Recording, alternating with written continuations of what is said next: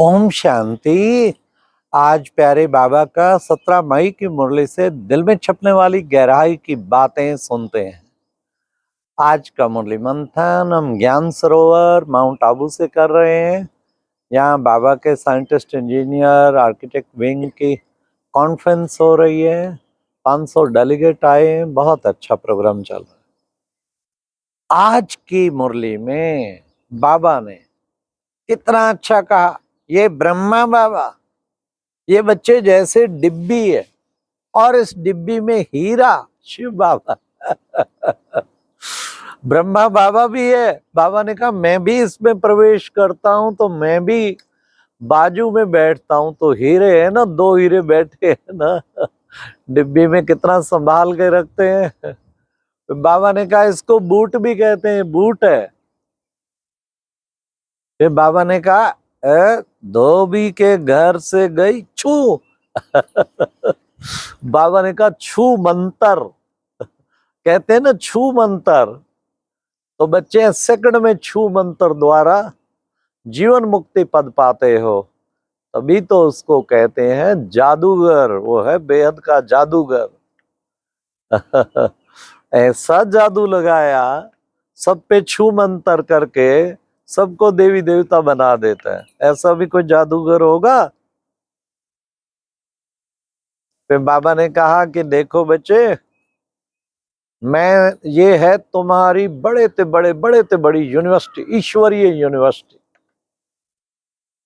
पढ़ाई सब नंबरवार पढ़ते हैं।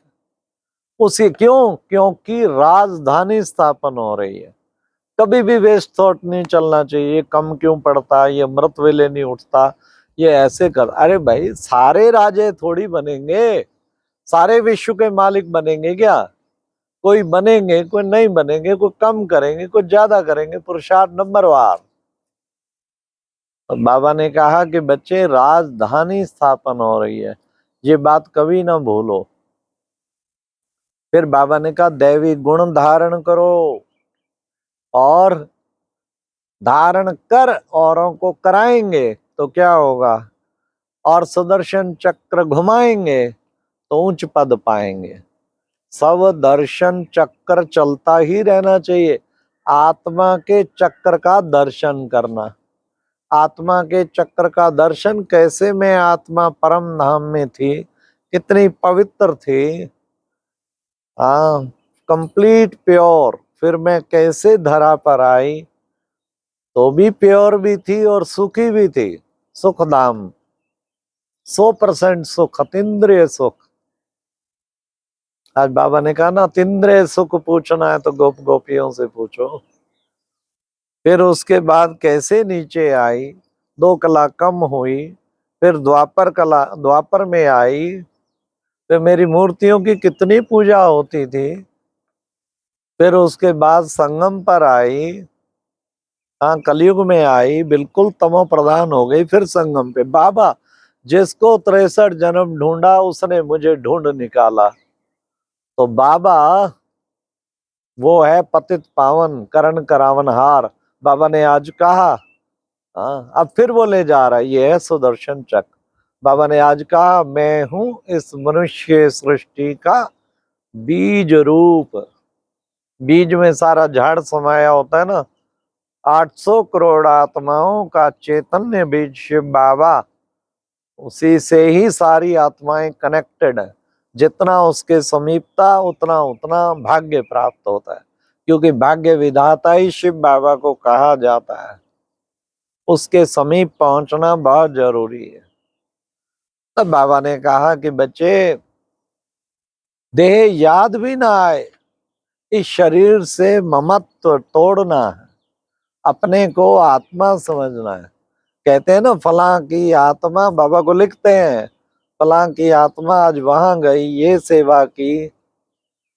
तो बच्चे आत्मा तो, अब तुम बच्चे सुन रहे हो, तो आत्माएं कानों के द्वारा सुन रही हैं, ये शरीर के द्वारा पार्ट प्ले कर रही हैं। इसलिए बच्चे, तुम्हें घड़ी घड़ी अभ्यास करना है, आत्मा का अभ्यास, अपने को आत्मा समझना। आत्मा का अभ्यास सारा दिन करना है। देखो कितनी ऊंची स्थिति बन जाती है उससे। फिर बाबा ने कहा कि बच्चे तुम क्या थे, अमीर थे कब, सतयुग त्रेता में अमीर से गिरते गिरते गिरते फकीर बन गए हो। अब फकीर से फिर तुम अमीर बनते हो, किसके द्वारा, बाबा के द्वारा। क्या करते बाबा, बाबा आके हम बच्चों को कितना सुंदर महामंत्र देते, अव्यभिचारी याद, मेरे सिवाय और किसी को याद नहीं करो, इसी से तुम्हारे जन्म जन्मांतर के विक्रम भस्म होंगे। बाबा ने कहा याद है सबसे मुख्य, इस याद का बच्चों को अभ्यास करना है, ऐसा पुरुषार्थ करना है। फिर बाबा ने कहा कि बच्चे अब सब आत्माओं के वापस जाने का टाइम है, अब बाबा आया है सबको वापस घर ले जाने के लिए। उसके लिए बाबा ने कहा कि बच्चे देखो, तुम बच्चे कितने पत्थर बुद्धि थे, अब फिर क्या बने, पारस बुद्धि बने। मैं क्या करता हूं, मैं आके तुम्हें राजाओं का राजा बनाता हूं। सतयुग की दुनिया में राजाएं भी, फिर उनका भी राजा।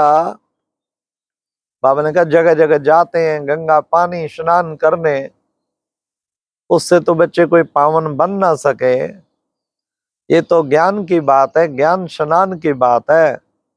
चारों ओर सारा वर्ष मधुबन में पांडवन देखो, ज्ञान सरोवर देखो, शांतिवन देखो, लाइन लगी रहती है, लाखों आत्माएं आती हैं, डुबकी लगाती हैं, ज्ञान स्नान करती हैं, पावन बन के जाती। असली तो ये ज्ञान स्नान है। बाबा ने कहा कि बच्चे तुम बच्चों को ऐसा ही पुरुषार्थ करना है।